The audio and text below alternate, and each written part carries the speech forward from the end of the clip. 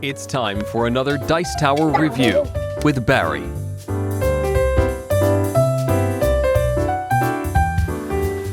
Hello chaps and chappets. I'm going to do a very quick review. It's that time of year again, Christmas time.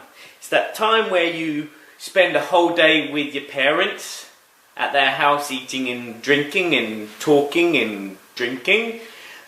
And then you spend another day at the in-laws eating and drinking and then if you're lucky you spend a day with your friends eating and drinking and drinking.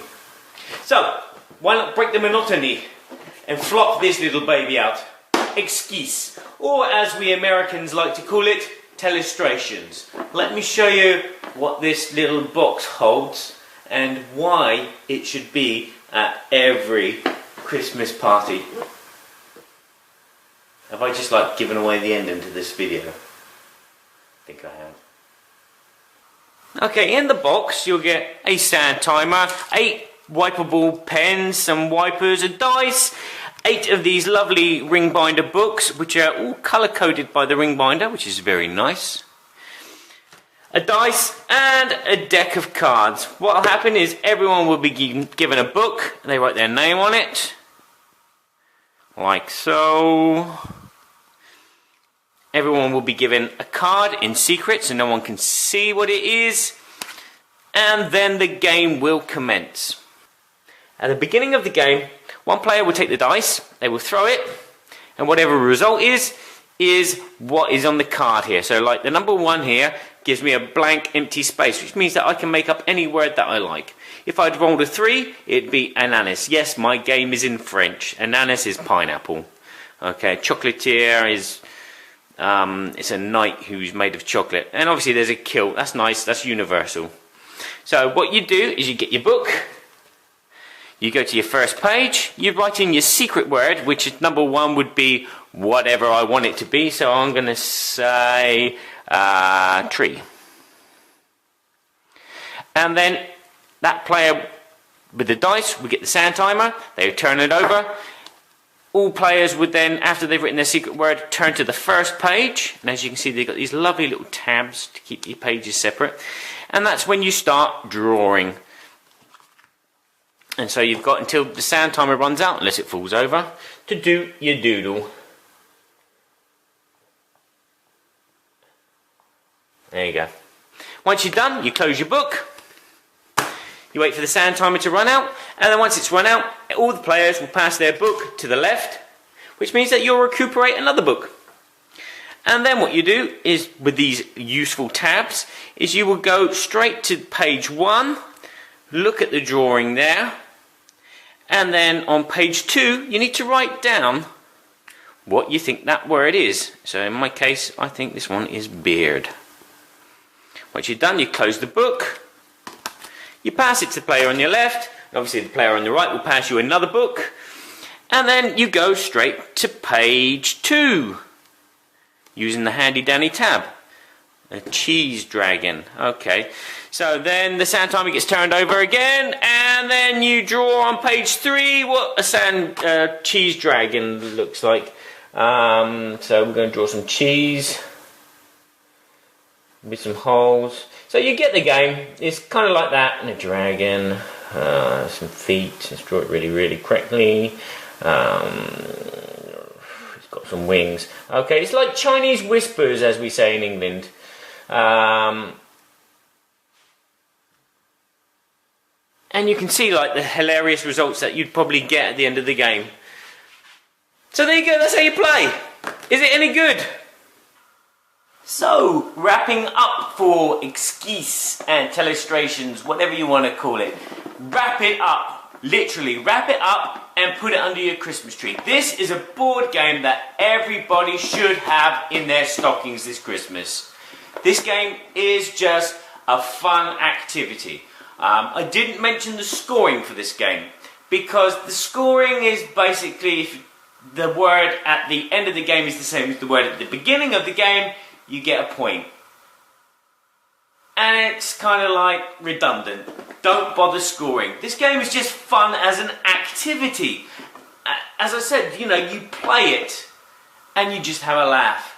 You laugh at the really crappy drawings, and you laugh at the crappy responses which people write, what they thought that drawing was. And it's just a chain of events. You start with tree, and then it turns into a mountain, and then it turns into a Black Forest Gatto. And at the end, how does it work? It is Chinese whispers, but it's done in such a lovely way, from image to word to image to word to image to word. It's flawless. This game plays best with the full complement, 8 players. And as I said, if everyone gets this under the Christmas tree, then you can have 4 or 5 copies, which means that you can do a really big...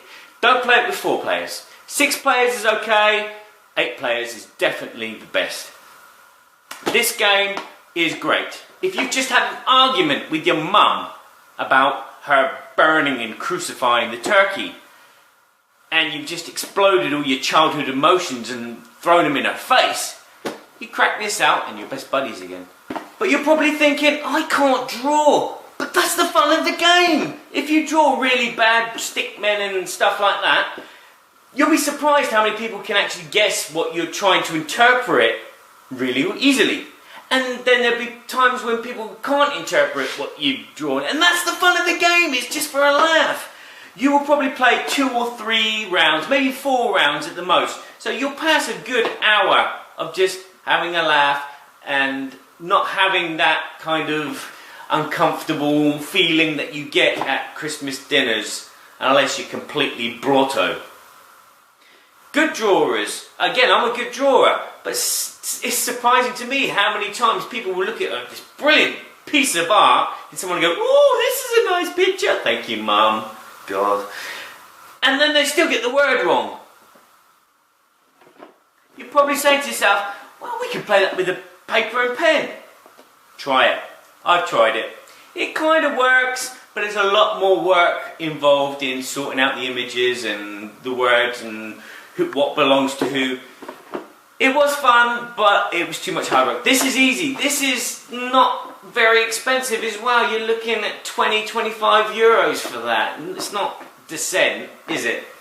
The age range is 8 and up, which is about right. Kids younger can play, but it's not the same because you've got to tell them what the word is and then how to spell it. And again, it's hard for me to play this game in French because there's words that I know and there's words that I don't know. And then I try having my wife to my left of me, so when I write the word, I write it in English. It's easy, but that's fun. The components are wonderful. I wish they'd get rid of sound timers and put digital timers in, something to make a noise so people go beep, beep, beep, beep, ah!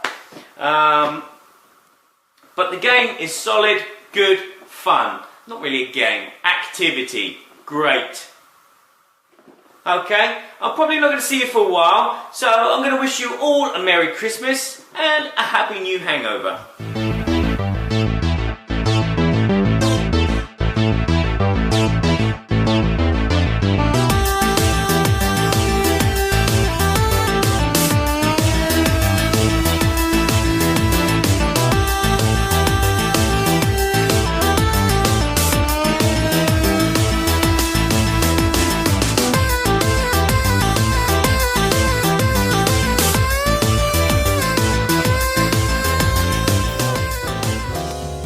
Thanks for watching our review today.